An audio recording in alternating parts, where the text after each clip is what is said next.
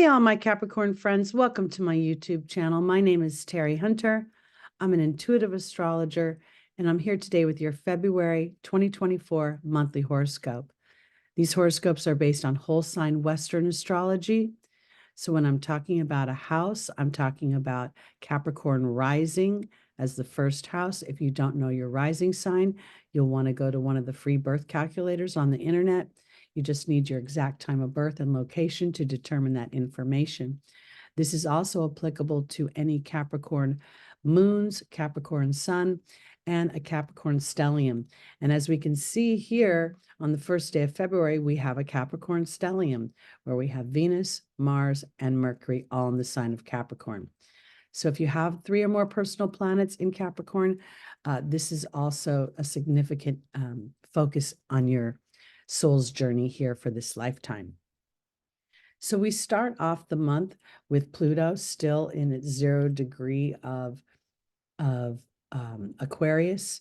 It's re-entering Aquarius. It will dip its toe back into your first house later in the year, but for now it's moving into your second house, offering you an opportunity to rebirth your sense of self and how you make your money and how you use your voice. We see Venus is here in your first house. She's here. I feel like Venus is really starting to put down roots, is the way I want to put it. With this trine to Jupiter, she's been feeling this since January, and she's really focusing in on building her own business, potentially building her branding herself. By nature, Jupiter rules business, publishing, branding, marketing. It rules philosophy. It rules foreign travel, foreign people, foreign places, foreign experiences. It rules the Supreme Court. It rules religion. It rules expansion and money. And Venus rules her personal skills, her voice, making her money. And here we see her really starting to feel favorable, positive about what she's building. This is not the end of the journey. This is still the beginning of the journey, but there's a feeling of rhythm. That's the way I want to put it. Now we have Mars here still in Capricorn where it's exalted. And while Mars is making a square to his little sister Eris and technically to the nodes, this is about being brave, to brave in my thoughts, brave in my speech, brave in how I am taking my actions and moving my story forward. This trine to Uranus is favorable for Mars's actions, while both these planets have a bit of a spice and spark. Here, I think this is harnessing that spark. This is where Mars, exalted in your first house, has a way of being and knowing how to handle the unexpected things that happen within the 5th house of creation, of entertainment, of fun, of the 5th house is by nature Leo. It rules playtime. It rules high school children. It rules the conception of children. It rules romance. So here, this feels very favorable. And I'm really not focusing on romance as much as this feels like I'm building something to create a sense of financial security for myself, as well as showing my leadership out there in the material world. Let's go to the 5th of February, where we will see Mercury enter Aquarius and have a conjunction with Pluto. This is an interesting energy here because this can bring up upset. It can do a couple of things. It could bring up old thoughts, old stories about, how you're expected to run your everyday life. It could inadvertently bring up some of the challenges you've experienced. It could also bring up upsets with your neighborhood, your community, your workmates, your teammates, your siblings, your cousins. And if indeed, as I have intuited, you've been building a sense of yourself through the end of 2023 and probably longer than that, and then moving into 2024, you're starting to anchor that into the material world. This could create a bit of disruption around you. So be mindful of that. And yet at the same time, I feel as if continue to stay the course. We see a favorable aspect between Mars and Neptune. This feels as if the fog has moved out because Mars is blowing the fog out. And now I'm starting to see the wisdom of the disruptions I've walked through, the divinity of them, and how they've given me resources and confidence to move forward. We also see Venus making a trine to Uranus, and this is going to get tighter as she moves through your first house. And again, I think this is where lightning could strike, ideas could hit. You could even start to see yourself making money through technology, through innovations within the human experience. And if you are birthing something on an internet platform, you could start to feel a little traction on that. So let's now go to the 9th, where we will have a new moon in Aquarius at 2:59 p.m. Pacific time. And this new moon is the 4th new moon in a row at the 20th degree. And as an intuitive astrologer, I can't help but see patterns in things. And that 20th degree is a Scorpio degree. And here's Pluto that rules Scorpio. And here's Mars, the co-ruler, who is exalted in your first house. This makes me feel very brave about being willing to look at where I want to individualize myself, where I want to put some spit and polish and focus into my own renovated life, looking to the future. We see a favorable aspect to the South Node, where I'm starting to feel a sense of, Uranus is, Aquarius is a sign that rules the collective consciousness. It naturally rules the 11th house. This is your 5th house of creativity. This is your 2nd house of money. And this is also the 2nd house of skills. This is, so as you allow yourself, Capricorn, to implement certain things first in your emotional body, then in your mental body, and then outward into the physical world, you'll start to feel a little traction. And this square to Uranus is this feeling of, Taurus again is your 5th house of creativity, of personal pleasure. And the square there could potentially be that it could be that the things that you're endeavoring personally are in conflict with what and how people have perceived you in the past. So I think this is important to stay the course of having faith, of trusting that there's a sort of Capricorn rules history. So I kind of want to use that to my advantage and say that historically I've behaved a certain way that you're used to, but as I shift and expand and grow and renovate and innovate myself, you will see a better version of me that will serve the collective, that will stand in leadership. I feel like this is about birthing your ambition, but not from a place of dutiful energy towards others, but rather focused to the self. All right. We also are going to see Mars on the 13th moving into Aquarius. So let's go there. Now, when Mars moves into Aquarius, it joins Pluto, and this is spiky. This little energy right here feels hot. It feels impatient. It feels unexpected, and it feels disruptive. Now, that energy could be seen on a world stage, and I feel it's important to stay the course. Venus is still in your first house, finishing her journey through there, and I feel like this is about your emotional body. It's about identifying where fears, where historic things have come up, and you've deferred to that history. And now I feel as if there's a sort of feeling of wanting to be slightly more, to take a back seat for a minute as this transit reveals something. Both Mars and Pluto rule Scorpio. That's other people's money. It's power and control. It can be dominant. It can be brooding and intense. And so during this conjunction in February, I think it's important to sort of just take a moment to observe before I jump into action, or I take action based on a fear of some kind. I think that's important. And I think it's also a point where keeping your eye on the prize of where you're going versus how long it's taking to get there, or what's happening in the outside world in the way of disruption. I absolutely expect to see something a little bit funky going on here. When the sun was conjunct Pluto last month, I think we got some indications of that, and I think it's going to continue to grow. So the world stage could potentially get a little bit more disruptive, but that disruption will then lead to some sort of revelation that will move our story forward. We see on the 16th, Venus will now have her conjunction with Pluto.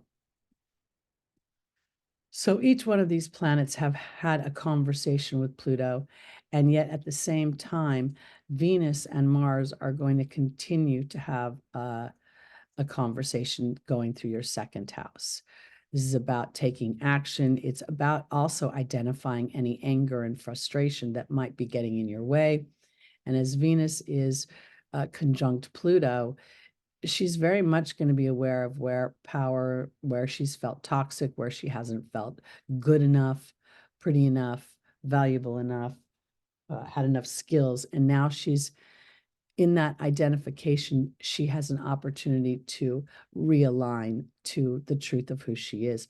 When she moves into Aquarius, she's going to get quirky, and she's going to feel wanting to do things outside the box, things that people aren't normally accustomed to her doing.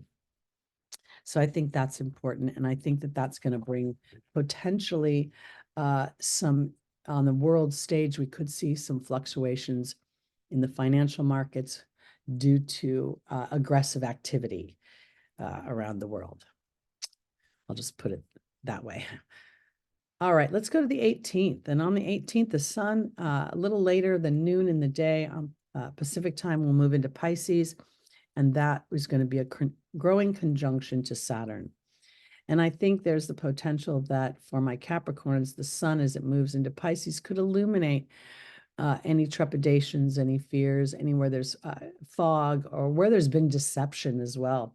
Where, I mean, this conjunction between Pluto and Venus and Mars could bring up something that is unexpected, an unexpected deception, lie, secret. And here, as the sun moves towards Saturn, it's going to ask myself to be realistic about my wants and my desires. I almost want to put it this way, because if this conjunction between Mars and Venus and Pluto creates something that's out of your control, the question may be, do I focus on this disruption, or do I go back and put my focus in on what I want to create, my dreams, my talents? Because that can kick in the laws of attraction that in many ways insulates you from the outside influences. Throughout history, if we look, we will always see people who thrived in times that appeared to defy the odds.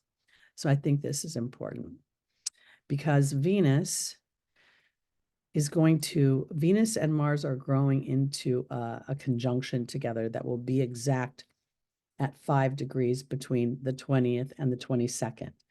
So this is a time when you're aware of this, you can sort of marry these two planets together and take brave action on what's most important to me in how I make my money, how I use my skills, how I use my voice in the world.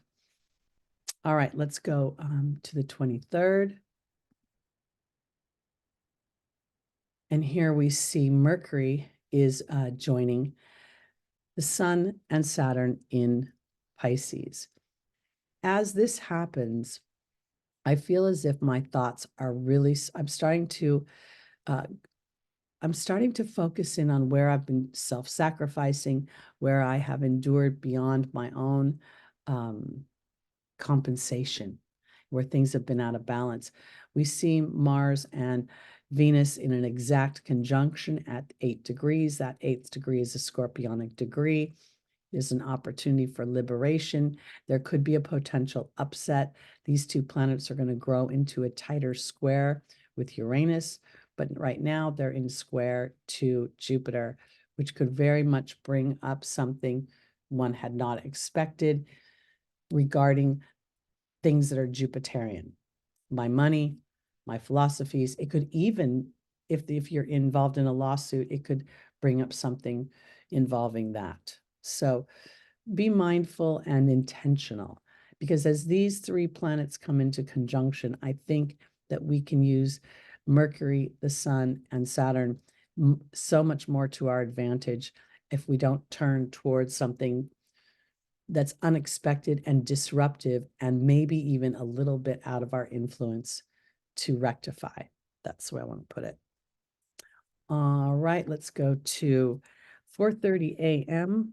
on the 24th. We will see a full moon in Virgo.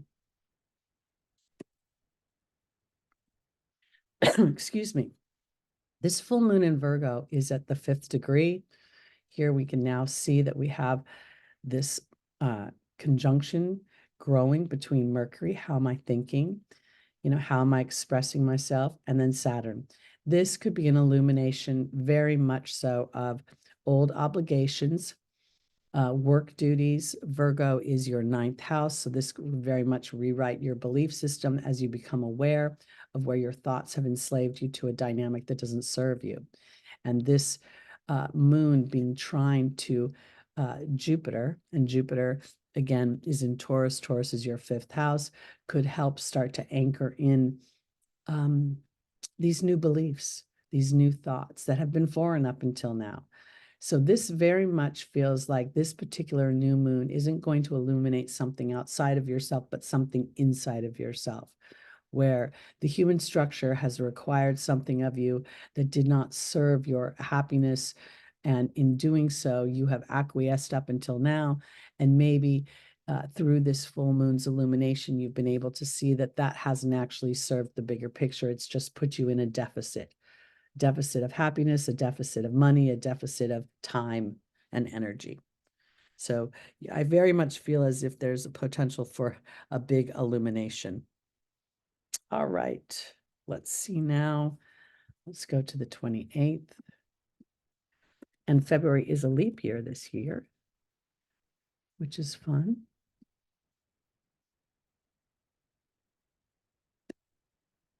Right, so here on the 28th, excuse me, we see the Sun and Saturn and Mercury all within a degree of each other. This is the culmination of what you've been, ever since Mercury moved into Pisces in the middle of the month, you've been starting to become more aware of your thoughts, where you become restrictive, where your thoughts and fears have gripped you.